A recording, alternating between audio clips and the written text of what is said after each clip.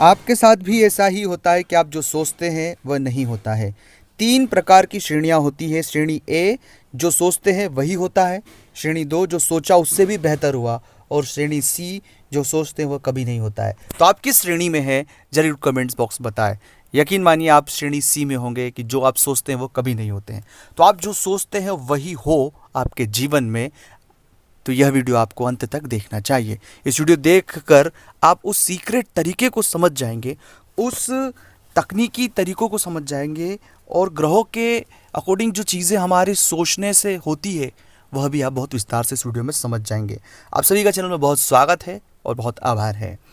हम जब कभी भी कोई विचार करते हैं, सोचते हैं, आज तक जीवन में यहाँ तक हम पहुँचे हैं, जो चीज़ें हमने सोची वैसा कभी हुआ ही नहीं, बल्कि उससे बहुत ख़राब हुआ। हम खुद को बहुत समेटते हैं, बार बार गिरते हैं, पड़ते हैं और उठकर फिर आगे बढ़ना शुरू हो जाते हैं। हम जो सोचते हैं वो नहीं होने के पीछे पहला जो वजह है नकारात्मकता। हमारे आसपास के लोग नकारात्मक, हमारा माहौल नकारात्मक और दरिद्रता, और यह सभी कुछ दोष जाता है राहु से।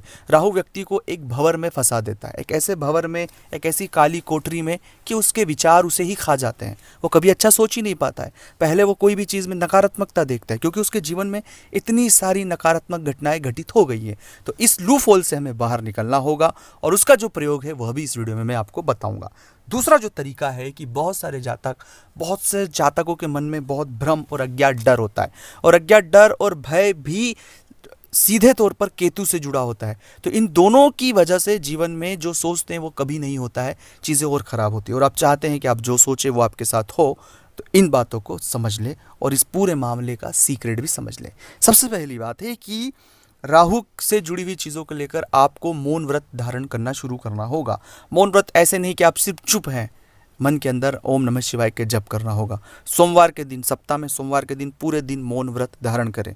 खुद ओम नमः शिवाय का दिन प्रतिदिन जाप करें। अगर आप 5 सोमवार मौन व्रत धारण कर लेते हैं तो इस नकारात्मकता से आप बहुत कम समय में बाहर निकल जाएंगे।